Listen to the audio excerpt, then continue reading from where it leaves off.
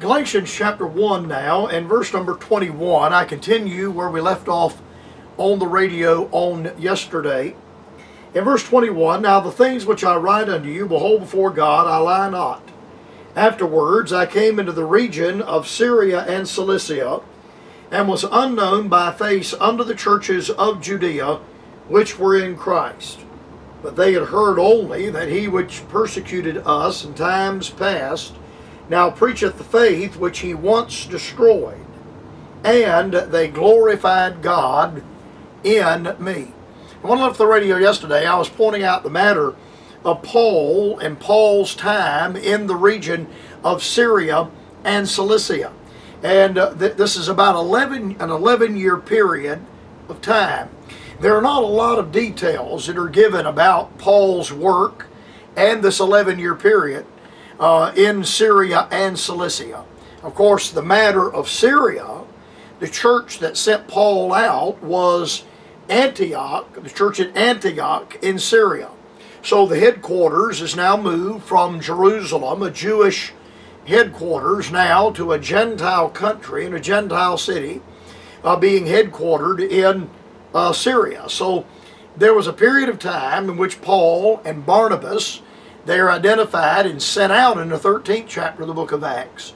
Paul and Barnabas are identified with the saints, identified with the believers that are in the church that is there in Antioch in Syria. A long period of time for Paul to develop his ministry, time for Paul to develop his faith, to develop an understanding and a working knowledge and ability to make known the mystery unto the Gentiles. Paul deals with that in Ephesians 3, unto me whom less than the least of all saints is this grace given, that I should preach among the Gentiles the unsearchable riches of Christ. So this is a time of development. But it is also interesting that there was a tremendous event that took place in the year 44 AD. And this would have happened while Paul was in Antioch in Syria and in the region of Cilicia and Syria.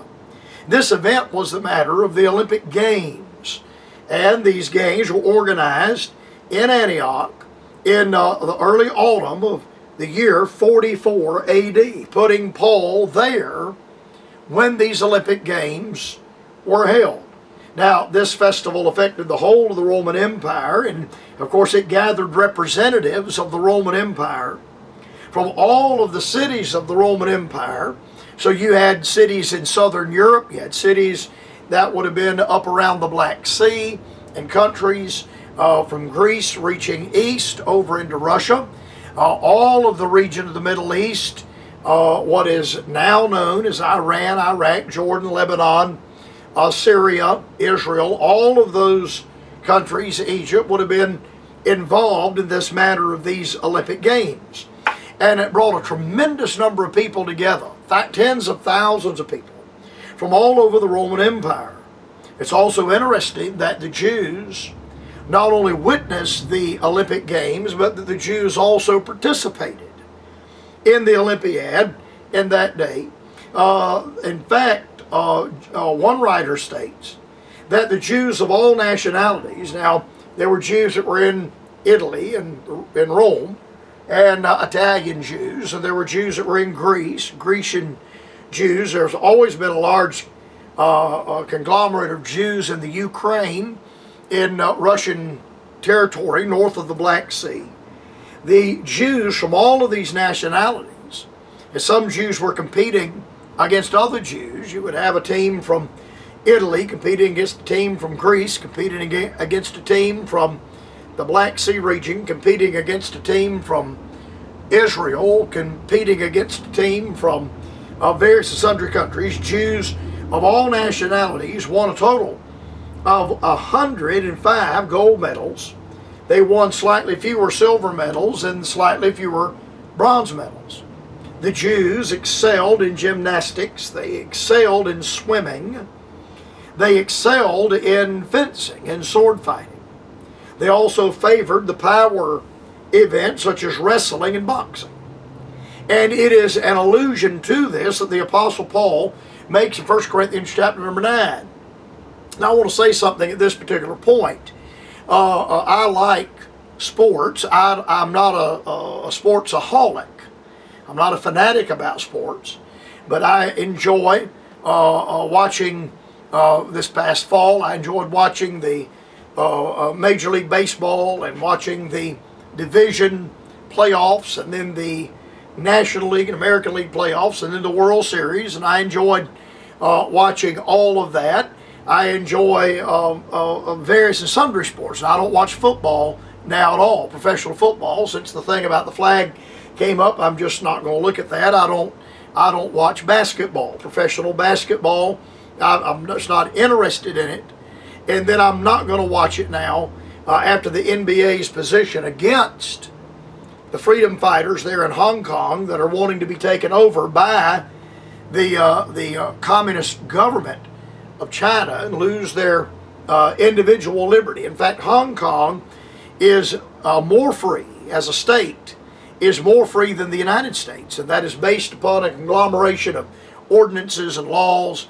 Hong Kong is freer than the United States, and Russia and China is wanting to do something about that and take them into communist Red China, no longer be Hong Kong Republic of China, but it is to be Hong Kong China, a part of Red China.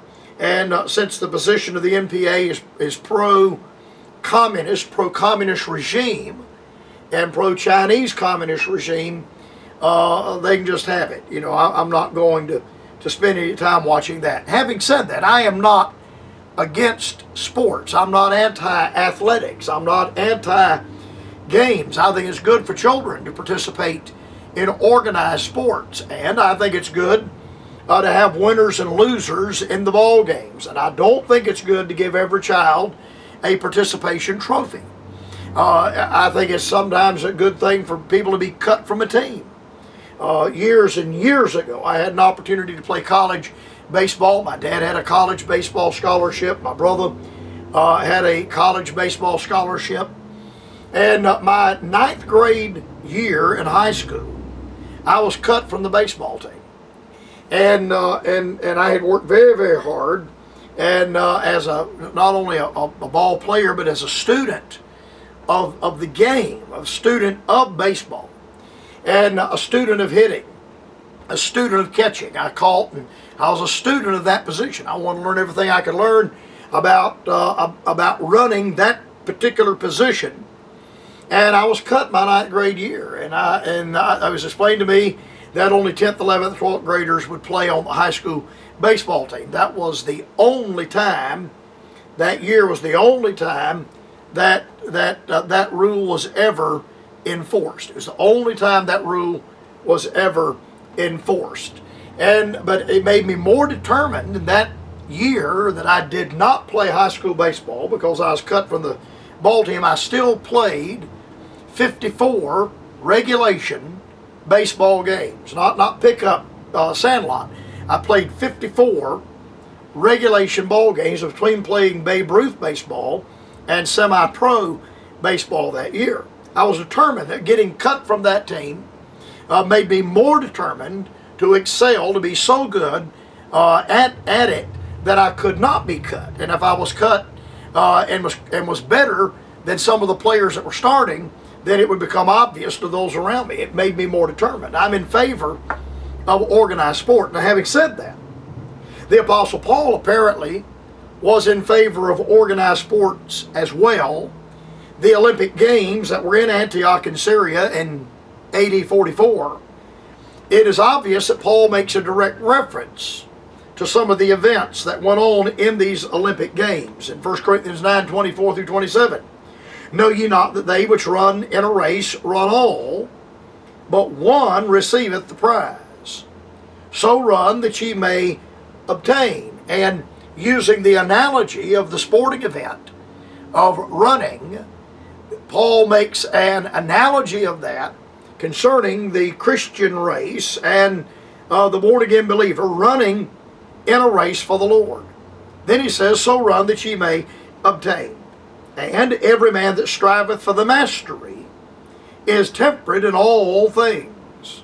I would say that that striving for the mastery is probably a reference to the wrestling events. The Jews again competed in those, and one wrestler is trying to obtain the mastery over the other wrestler.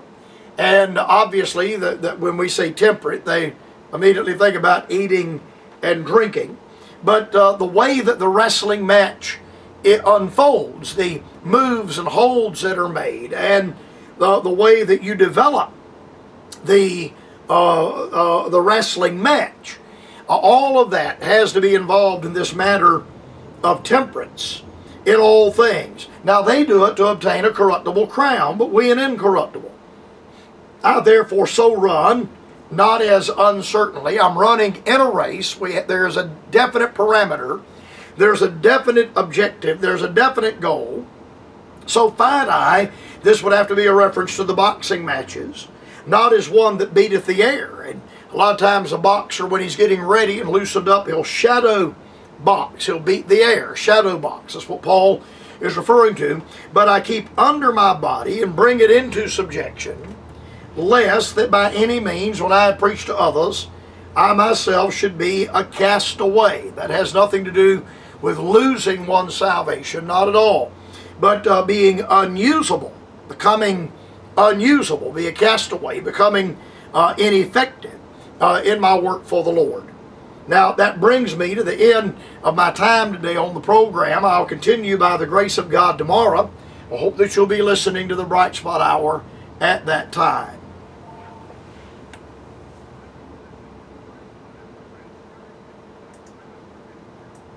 View the website at thebrightspothour.com. You may write the Bright Spot Hour at Post Office Box 4, Greendale, South